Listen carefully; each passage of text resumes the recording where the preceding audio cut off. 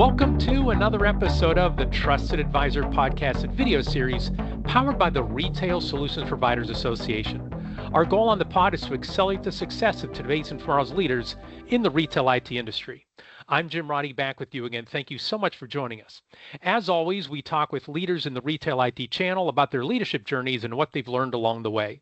In this episode, we'll talk with Sandee Finley. She's the Chief Payments Officer at RSPA member Paysafe Associates. She's also the SVP of Executive Partnerships at Trident One POS Software and the VP of Business Development at I Hate Receipts. Prior to those roles, Sandee served as EVP at Up Payments, Senior Director of Customer and Technical Support at Merchants Choice Payment Solution Partners, and as a Relationship Manager at Merchants Choice Card Services. Sandee's earned and maintained her Certified Payments Professional designation through ETA. She's co-chair of the Paytech Women Houston chapter and Paytech Women's LGBTQ chapter, and she's an active member of the RSPA VAR Business Growth and Development Community and W2W Community. And to put a cherry on top of all those accomplishments, at Retail Now 2025, Sandee was named the RSPA Women to Women Community Leader of the Year. Sandee, congratulations on the award and welcome to the Trusted Advisor. Oh, thank you very much, Jim, and I'm happy to be here with you today. Always a pleasure to connect with you. So let's talk about your leadership journey. I kind of mapped out all the positions you've held over time, but can you talk about how did you find your way into the payments industry and into the retail IT channel? Quite honestly, about over 20 years ago, coming straight out of college, just trying something different to gain some experience in the technology field. You know somebody that knows somebody that can get you that starting position. And that's how I kind of got into payments. I didn't even know what payments was and what it entailed. I just knew I was starting in this call center running, doing technical support and customer support for customers, for merchants. Little did I know that I was going to be breaking down statements and batches and deposits and then, troubleshooting credit card machines that don't even exist anymore. But it quickly developed into a passion and something I was actually quite good at and I liked doing.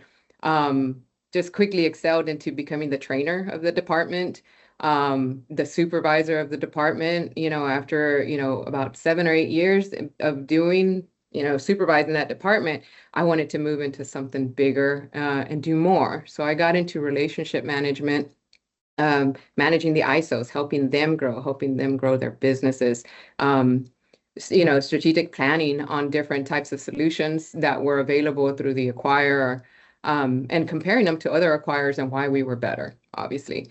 A little bit after that, I decided, it's time for me to go and be that person. So I came to work for an ISO and understand the sales side of everything. And I've just been here ever since for about a decade now.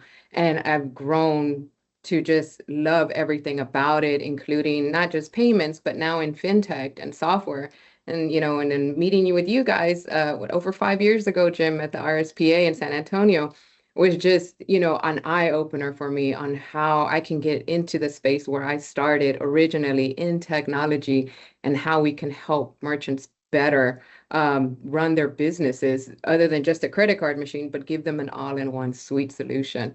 So just years and years of teaching myself and meeting all of these other great leaders through the RSPA has just been an eye opener for me. And it's just so overwhelming sometimes because you think you know enough to run your business and then you learn something new and you're just like, yeah, let's go do this too, or let's partner with this guy and let's do this too. And it's just been a great journey for me. And I'm just looking forward to the next 10 years of it because I'm way too young to give up yet. Yeah. I want to know more. So yeah. No, thank you for that. And what you mentioned passion, right? And you found passion in it. What sparked the passion? Like, what were you particularly passionate about in the payment space?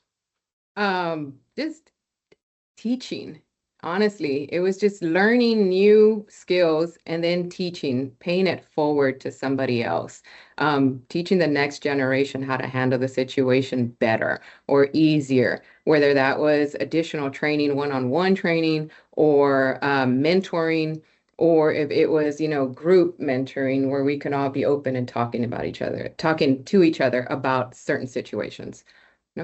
That was very passion good. there. Very good. Yeah, it seems like it's a very complicated industry, but if you could simplify it for somebody and teach them and guide them, that's where a lot of the teaching will come in. So, Yes. all right. So I want to dive into some leadership principles. And so your LinkedIn profile, it really focuses on leadership and stewardship. And one line says, Sandee uplifts those around her with empathy, encouragement, and authenticity. And so I'm hoping we can dive deep into the importance of each of those traits as a leader. So if you can start with empathy, right? That's having the ability to understand the feelings of others is foundational to successful leadership. Talk about empathy and why you see that's important for a leader and why it's been important in your career and how you integrate that into how you lead. Sure. So for me, empathy started becoming real when life handed me moments that forced me to slow down and see people differently. When you go through loss, challenges, or major shifts in your life, you learn quickly that not everyone around you that everyone around you is actually carrying something different and something similar at the same time. That awareness completely reshaped how I lead. Empathy doesn't mean lowering standards or avoiding hard decision. It means understanding the human side of work. It's taking a minute to ask, your employees or your coworkers, how are you really doing? It's listening before reacting, put it that way. It's recognizing when someone needs support versus when they need a push. In my experience, empathy builds trust faster, than anything else. People open up, they collaborate more, they take on risk. They feel safe enough to grow, basically. And honestly, teams led with empathy are just stronger. They handle challenges better because they know they're not alone. In my 20 plus years, I've learned that when your team feels seen and valued as humans first, they'll give you their best as professionals.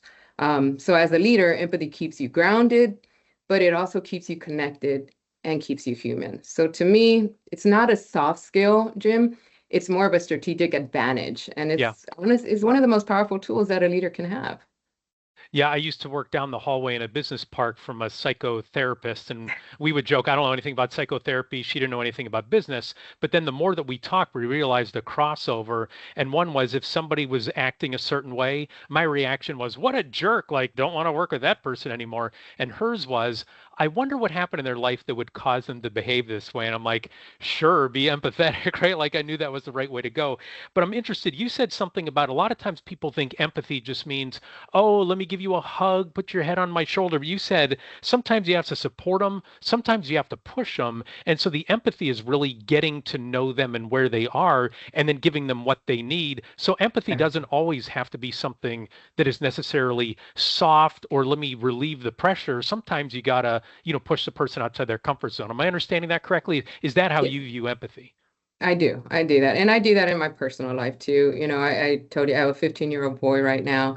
And sometimes you have to push them just a little bit and show them a little bit of perspective because they might not be seeing everything through somebody else's eyes. So you want them to walk in somebody else's shoes to understand what they're going through so that you can know how to lead them or how to guide them. Very well said. The first ever Women to Women Community Leader of the Year was Abby Sorensen. I actually worked with her at Business Solutions Magazine. Her first day on the job, she put up on her bulletin board 3 giant letters. They said FIO. And I was like, what is FIO? And she said her college golf coach would tell them, figure it out. They would come to him, I need you to solve this for me. He'd be like, sounds like you need to figure it out. And she saw that as very empowering for her, right? Instead of getting the answers, there were times where you had to figure it out for yourself. And I guess, do you see that as part empathy as well, right? It's not always, being there to give the answer to the person. It's sometimes they have to figure it out on their own. No, because then you're not teaching, you're just doing their job for them. Yeah. You have to be able to teach them not to just give them the answers, but know how to find the answers as well and learn how to grow from that and then pay it forward to teach someone else. So if you're not teaching, you're doing.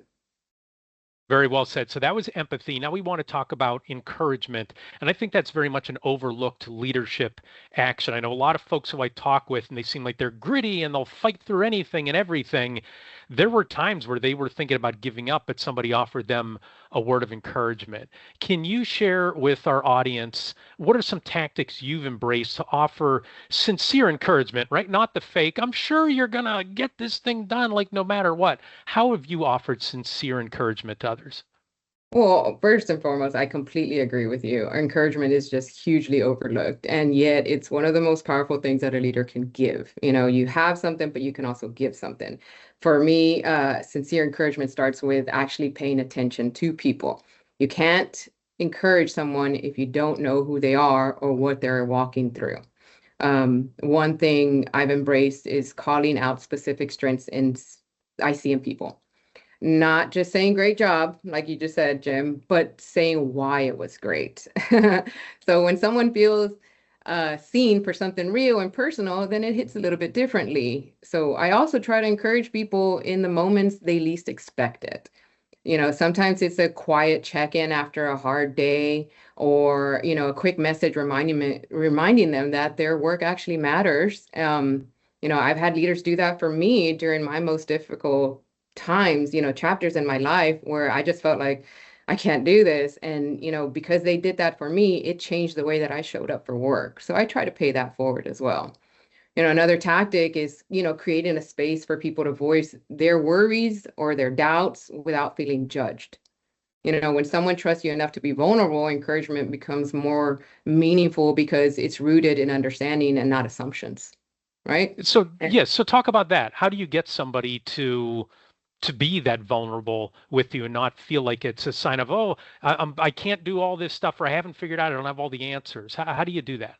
Well, I mean, you got to be vulnerable yourself too. So you got to be able to open up about yourself too, and not just let them open up. So, sharing, it's about connection. So it's letting people know, I see you, I value you, I believe in you. Let me tell you a little bit about me and my journey so that they can find a way to relate with them, on they're not alone. You've been through it yourself. You got through it, you got to where you were because you went through all these things. So let me encourage you to probably look at life the same way. You will get through this. I will help you get through this because I've been through it, So that's where encouragement for me comes into play. And thank you for that. And how do you, this is maybe explaining a personal shortcoming of mine. I tend to move on, solve that problem, move on to the next one, solve that problem, move on to the next one, and don't pause to say thank you or job well done, to the point of where I actually ordered for myself a whole bunch of thank you and job well done notes back when I worked in an office. And then I'd open up my drawer, like I actually have some over, well, here, I got some right here for the folks watching on YouTube, right? It says big thanks on it. And so I'd open up my drawer to grab a pen. I'm like, I haven't given out one of those notes in a while. Like it was something. Is this something that comes to you naturally, or is this something that you kind of have to hardwire to make sure you're offering encouragement? No, I think it's more natural for me. I grew up, I'm from Texas, so we have that Southern hospitality of yes, ma'am, no, ma'am, thank you, no, thank you, etc. I was raised to be well-mannered and always say yes, thank you, and actually say thank you with meaning, thank you with purpose. Like really, I am grateful for what you did today. I am grateful for, what you've accomplished today. I'm here for you if you need anything else. So I think that's a more natural thing for me. But for those that it doesn't come natural, then what you're doing is perfect because you have to say thank you right there. Again, my son is a little bit more literal. So he sometimes doesn't know how to say thank you. So I have to shoot him a reminder, say, hey, say thank you. Say you appreciate it because don't you appreciate it? And he'll say, yes, I do. Well, vocalize it. That's all you have to do. So yeah. So, everybody does whatever works for you, Jim. If that's what works, then just make sure you're doing it because it Yeah. does make someone's day when you say thank you. For sure. And it's funny. So you have a 15-year-old son. I have a 20-year-old daughter who you've met at retail now. Yes. And that was a big thing growing up. Somebody would do something. You're always whispering in their ear, did you say thank you? Yes, I said thank you. Right. But you want Yeah. to remind them over and over to do that. Again, hopefully our kids perform better than we do. So, Well, all right. that's our purpose here, right? Is to make the next generation better than we are. Amen. So. Mhm. Amen. Now, before we take a commercial break, one more element we want to talk about is authenticity. And so, a great book on that is Authentic Leadership by Bill George. And so, in it, he writes, leadership begins and ends with authenticity. It's being yourself, being the person you were created to be. So, can you share with our audience your perspective on authentic leadership? Well, it really comes down to showing up as a human being, not a title, not a resume, just me. I've learned that people connect with honesty more than perfection. Um, so a lot of that comes from my own experiences. In my hardest moments in my life, the leaders who've made the biggest impact on me were the ones who didn't pretend to have it all together, and they listened, they saw me, and they met me where I was. They taught me that leadership should feel like a family, almost like family talking to you, not just an employer talking to you. Um, you want to feel like yourself, and you don't have to hide yourself. So I try to bring the same energy to every team and every conversation. I focus on empathy first, understanding what they're carrying, what fuels them, and what might be weighing them down. And I don't mind being more vulnerable myself, like I said, because I think that's what gives others the permission to be honest as well. So authentic leadership to me is staying grounded in your values, and when it gets messy, be willing to say, I don't have all the answers, but I'm here and we'll figure it out together, right? So, I mean, honestly, at the end of the day, I want people to feel supported. I want them to feel seen and inspired to grow. I can do that. Um, then I feel like I am leading in that way. Um, that is true to me. I want to be myself. I want to be open about myself. I don't want to hide myself because that's going to inspire them to do the same. And then that becomes this great, relationship, whether it's work or life, because that trust is built, loyalty is built, you know? So that's authenticity to me. Just be yourself. Don't hide. There's no reason to.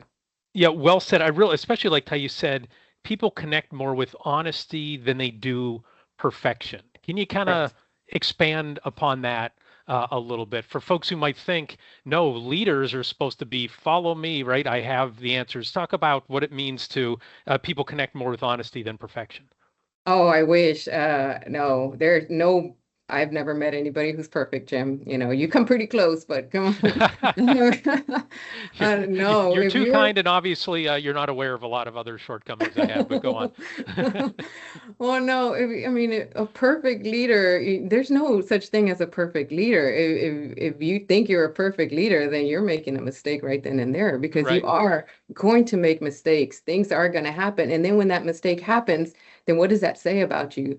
When you're supposed to be this perfect leader that doesn't make any mistakes. Uh, I tear myself down when I make a typo in an email. And that's just, it's just too funny for me sometimes because I don't do typos. I use Yeah, yeah. everything to try not to do a typo.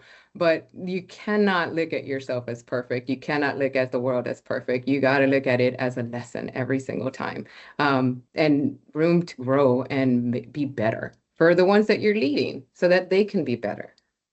Yes, and even if you're leading at a high level, it's important, I think, to remind people of here's where I learned this lesson and going back to something, whether it's 6 months, a year, 10 years, 20 years ago, to say, here's when I stubbed my toe or fell flat on my face and what I learned from it. So people realize it's not just, yeah, I just have this magic dust, right? Or things of that nature. You have to say, here's the mistakes that I made, and it could be the same situation. I'm wondering if you feel that same way, like bringing up times where how you've learned from it and why you believe what you do as a leader.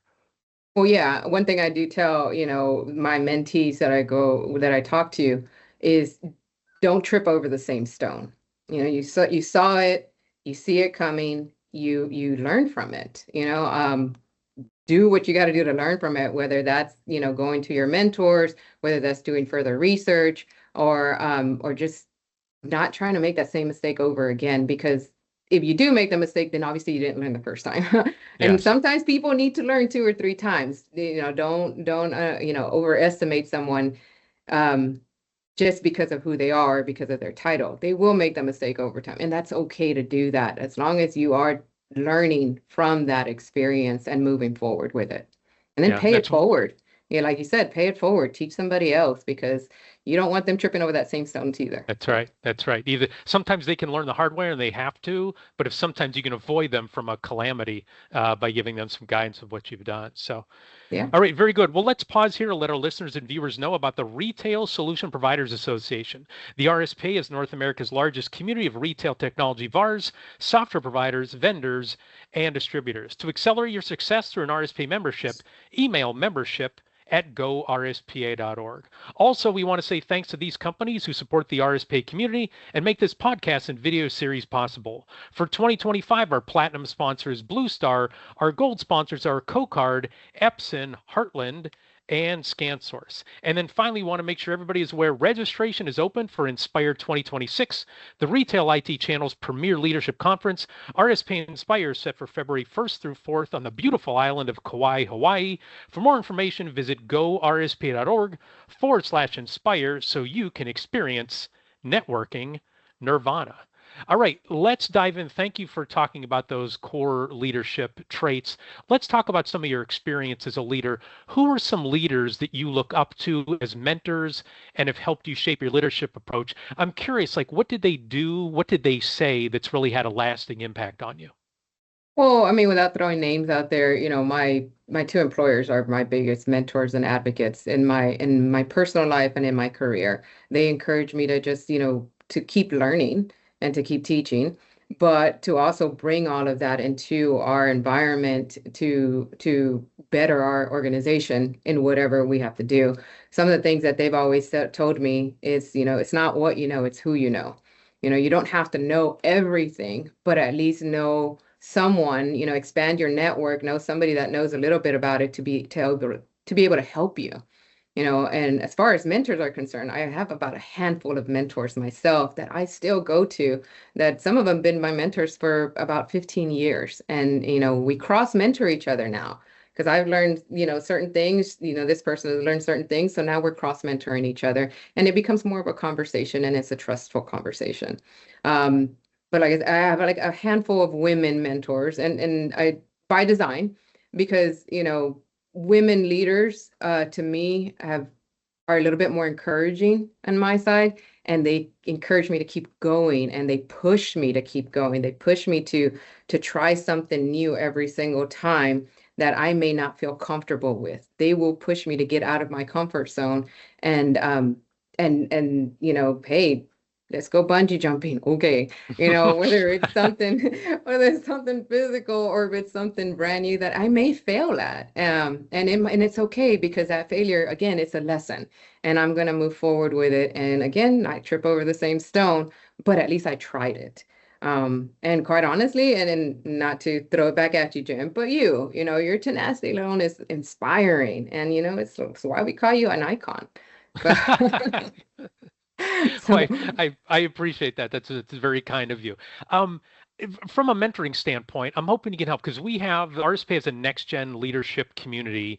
And oftentimes there are folks there saying, hey, let's put together a mentoring program and do all this matchmaking and things of that nature. There's another school of thought of like, there's no real formal program to it. Just throw yourself out there and start asking people questions. Can you talk about what is your experience from a mentoring standpoint? Is it more formal? Is it informal? Has it been a mix? I'm just curious. Like some folks are looking for a mentor, but it's like, how do you even start down that path?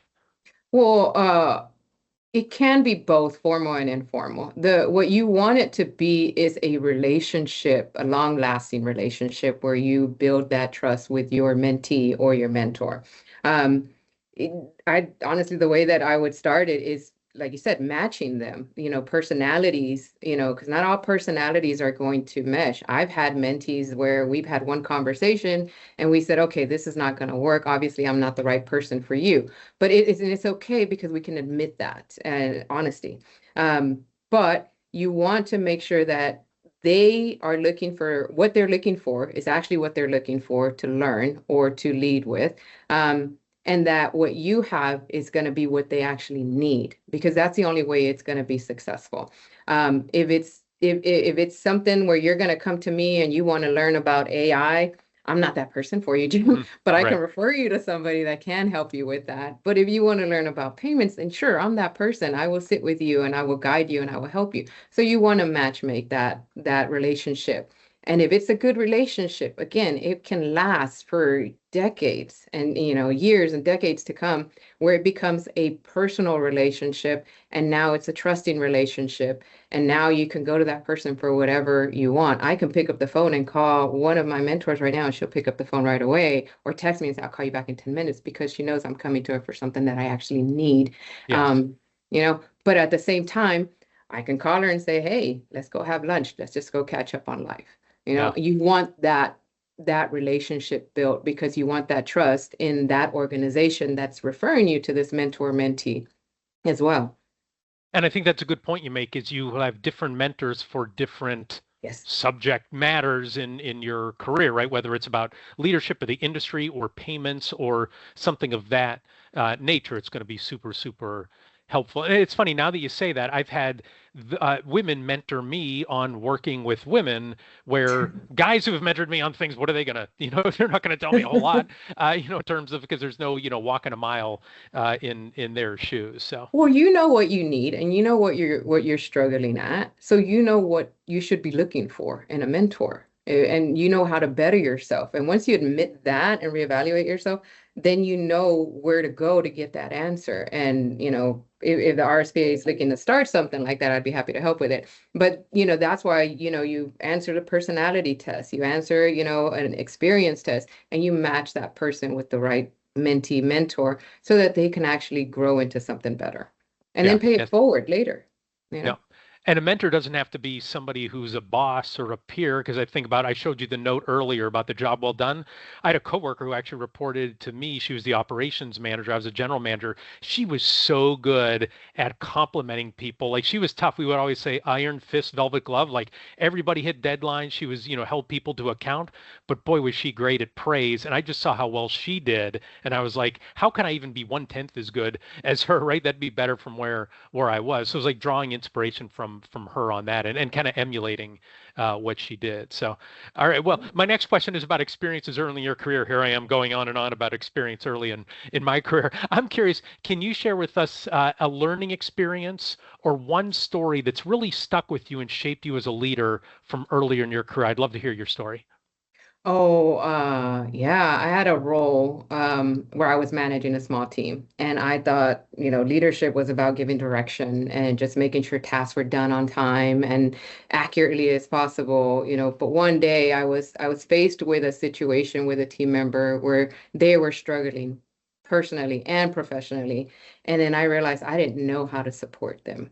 I felt unprepared, very frustrated. And honestly, I was so worried about failing them as a leader that I didn't know where to focus the attention at. Um, they needed me and I wasn't available for them. So that early experience kind of shaped, me profoundly. It taught me that leadership is a responsibility to help people grow and that your impact is going to be measured on how others feel and succeed under your guidance. So that lesson kind of stayed with me throughout my career, and it's pretty much the foundation of how I lead, today. You lead And with so, purpose. and why did you not know that person? And then what actions have you taken that you know people better now that you're working with, if you don't mind me asking? No, I don't. It's just it was a situation where it was a lot of her personal stuff at home was impacting the professional life here, and I didn't know how to do that. It's just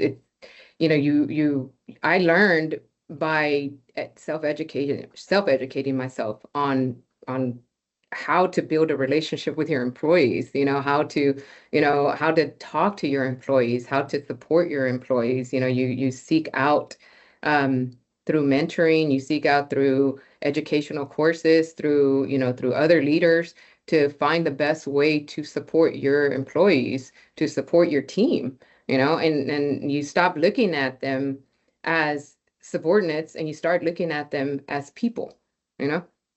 So it, Yes. it does change you when you start looking at someone like that. Got it. And it seems like if we could zoom out a little bit, like a through line of a lot of your answers are one of my favorite sayings is there's no substitute for a competent person, right? A competent leader getting closer to a situation. That's really what it sounds like is a big guidance that you have for folks who are listening to this. Like, get closer to your people, get closer to the situation. And then only then are you going to know what the next step or the appropriate range of next steps would be. If you're too far away, you're going to be wrong a much higher percent of the time, if I'm understanding correctly. Correct. Your title shouldn't matter or how high up you are in the chain. You should be able to, know all your subordinates on, on some personal level so that you know if they need help or when they come to you, you're ready to have that conversation with them, no matter what the conversation should be. Got it. Yeah, that's the old, you go to their supervisor. Did you know their kid was sick? And they're like, I didn't know they had kids. Well, that's a problem, right? You should be aware at least at At that level. least So some that's minor details help a little bit. yes, yes, for sure. Um, so a couple other questions for you. Can you talk about a mistake maybe that you made as a leader and what you learned from it? And it can be recent, it can be a long time ago, it can be fell short, a colossal disaster, something of that nature. I'm always curious, like we talked about earlier, admitting mistakes. Are you willing to talk about that publicly or about maybe a mistake you made? Yeah, of course, it kind of brings back, comes back to your previous question. My biggest mistake that I will never let go for anything is, it was early in my career, was calling myself a leader because I had that role. Before I truly understood what leadership actually meant, I thought, having a title or managing a team automatically made you a leader. But, you quickly realize that leadership isn't about authority or a position. I had to take a step back, like I told you, and evaluate myself and ask myself, am I showing up the way I want others to? Am I listening, guiding, supporting, or am I just managing people? So the answer wasn't always yes to these. So that realization right there was humbling to me. And that was my turning point. I decided, like I said, to invest in myself, learning, reflecting, growing, before trying to lead others. I took a step back because I knew I wasn't ready for it. I read books, I sought mentors, I practiced empathy, patience, and even humility. I worked on my communication, my ability to listen, and my willingness to admit that I didn't have all the answers. So I think the lesson that I learned is that you can't truly lead others until you've done the work on yourself. Leadership is less about a title, like I said, and more about showing up as the best, most authentic version of yourself. And that's what inspires people to follow you as well. Yes, and Right. that's when we're reading the definition of a leader is has nothing to do with the title is are people following you, right? So you never get to anoint yourself as a leader. It's if people are following you, you're a leader. If they're not, you're not. Like that's really what it comes down to. It's for them to judge, not you. Correct. And talk about you said you mentioned the phrase it's not about managing people. One of the podcasts we did earlier this year was with Bob Chapman, and so he talks about like I even used the word management, and he's like, get rid of the word management. We don't manage people. Nobody wants to be managed, right? We're leading people. We're working with others. I guess is that how you view it as well? This isn't a Yes. management exercise. This is working with people. It's leading them, helping them where they need help, and it's them helping you where you need help. Is that how you view this as well? Exactly how I view it as well. You don't want to, just using the word managing people is just, it sounds like a job, and if you love what you do, it's never work, right? You're doing everything and you want to pay it forward. You want to teach, you know, the people that you're managing that it's okay to be vulnerable, that it's okay to not know all the answers, but it's not okay to not communicate. It's not okay to just sit there and assume that you're doing a great job. You want to hear it, and you also want to tell your leaders they're doing a great job too. So you kind of want to go, it has to be a back and forth conversation all the time with the people that are growing with you. Yeah.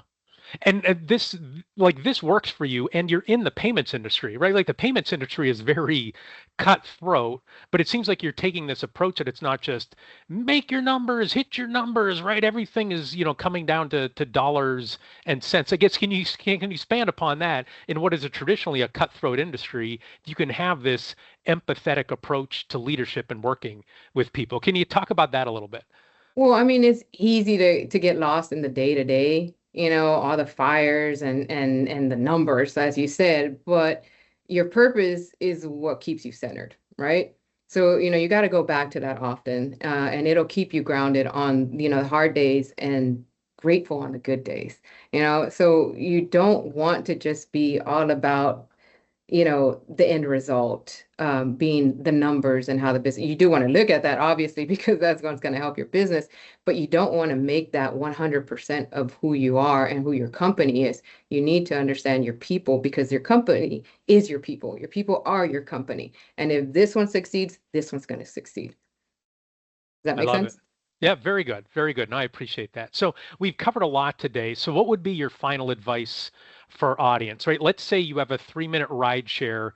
You're going from the conference to the, hotel or conference to the airport. You got a 3-minute ride share with a small business leader. What would be your advice for them if they said, Sandee, tell me about, leadership. What do I need to know before I hop out of this vehicle? Oh, I give them a lot of advice first.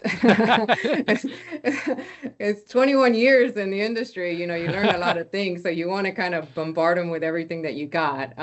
But the first thing I tell them is that leadership doesn't have to be perfect to be powerful. You're allowed to be human. In fact, your business needs you to be human. Take care of your people, see them, hear them, encourage them. A team that feels valued will move mountains for your business, especially when times get tough. And loyalty will develop from that.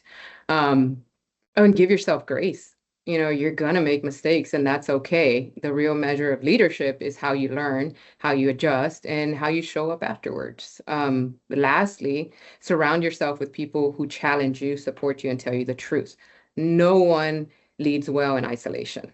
So if you can stay true to who you are, care deeply about your people, and keep your eyes on your purpose, you'll build something that is not only successful, but it lasts, and you'll grow right along with it as a person. That would be my Got advice. Okay, so we're stuck in traffic, so I have a follow-up question for you. I'm taking on the role of that person. You mentioned have people challenge you and Yes. tell you the truth. Like, how do you create the environment that makes it okay for people to challenge their boss? Because I can say, before I came to the RSPA 17 years at Jameson Publishing, we were really candid with each other. But I can say a lot of other work environments, people are like, I am no way saying that to my colleague or boss or owner or anything of that nature. How do you create the environment where challenging the leader is okay and asking those questions and Well, I speaking the think truth is okay? well, I think it starts with the leader to be able to accept that criticism, to be able to accept that, that coming from someone who's not in a leadership position. You don't know everything and you shouldn't know everything. But it's think of perspective. You probably are not seeing it the way that they're seeing it. They probably have a different perspective than you do. And you didn't see it that way, but somebody came in and showed it to me in a different way. And I said, oh, you know what? That's a great idea. You have to be able to accept that and not just turn around and say, oh, okay, sure. You don't know what you're talking about. You're just here versus me here. It starts with leadership. If the leader can take on that type of conversation and encourage their employees to challenge them, then their employees will come to them and will challenge them and will, maybe they don't understand and maybe you need to teach them a little bit more. So it's just all about perspective, start here and then build that trust so that everybody feels comfortable having that conversation with you. That's how Yeah, I can build it out here. That's how I yeah. choose to build it out here because we want to have those candid conversations. We want to know what everyone is thinking because again, you grow, your employees grow, your business grows. You know, Yeah, you don't my want to old hold them boss back. he used to try everything on for size, and you'd give him some feedback and be like, "Ooh, good one, good one. Let me write that down. Go on, tell me more about Yes, that. What else? What else?" And he would ask all sorts of questions, never get defensive. Now, even if he disagreed with it, he was just trying to get more data to go walk away and figure that out. And that's what it seemed like. Any criticism, it doesn't mean he would just be like, "Okay, I'm going to do whatever you tell me to," but he was always trying it on for size and getting more data. That's kind of sounds like what you're talking about, creating it's that kind of always environment. it's always worth a conversation to grab a new idea and say, okay, you know what, we tried that a year ago, it didn't work. We're not going to shut it down. Maybe it'll work this year. So let's try it again. And it's not tripping over the same stone, like I said before. It's just your company was probably not at that point where it needed that. And then, when you're hiring even this newer, younger generation, they do know a little bit more than the older generation does. So it's always worth listening. And it doesn't hurt to listen to anyone. It's going to take a couple minutes, listen, hear them out. You may learn something, you may not. They may learn something, they may not. Either way, it deserves a conversation. Amen. And again, there's no substitute for a competent leader getting closer to their people, getting closer to the situation. So, exactly. Well, that does it for this episode of The Trusted Advisor. If you enjoyed our discussion, be sure to subscribe to the RSPA YouTube channel and the Trusted Advisor podcast so you never miss an episode. Before we go, big thanks again to Sandee Finley for sharing her wisdom with us today. Thanks also to RSPA Marketing Director Chris Arnold for his production work, Joseph McDade for our music, and last but not least, thanks so much to you for listening. Our goal at the RSPA is to accelerate the success of our members in the retail technology ecosystem by providing knowledge and connections. For more information, please visit our website at gorspa.org. Thanks for listening, and goodbye, everybody.